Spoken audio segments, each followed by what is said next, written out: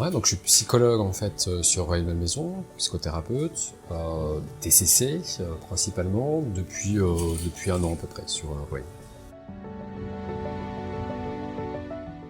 Pas du tout. Découverte totale. En fait, c'est plutôt la curiosité en général, c'est-à-dire que dans la pratique, je me suis toujours dit, il faut que je cherche systématiquement à compléter en fait mes outils. Donc ça a été ça en fait, de me dire, ok, on peut l'utiliser en TCC, parce que l'idée c'est toujours de garder ça. Et donc ça peut être un outil supplémentaire, donc c'est peut-être intéressant.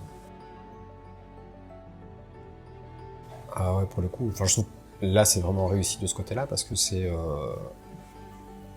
très pragmatique quoi. Ce qui est intéressant c'est de voir que on va identifier les différentes techniques, les différents trous sur lesquels on peut travailler ou les éléments transdiagnostiques sur lesquels on peut travailler. Donc pour le coup ça m'apporte des réponses. Je pense que oui. Après, on verra à l'usage. Il faut pratiquer.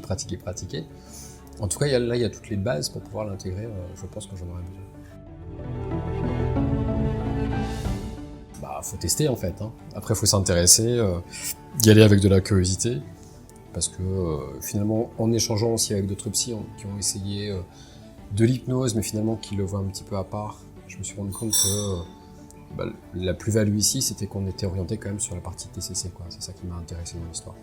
J'y avais déjà en fait pensé auparavant, dans les faits, mais en me disant, est-ce que vraiment ça va m'apporter quelque chose? Donc j'avais cherché en fait des organismes de formation, en me disant, ouais, peut-être que ça pourrait être intéressant, mais en même temps, est-ce que c'est pas éloigné par rapport à ce que je fais aujourd'hui?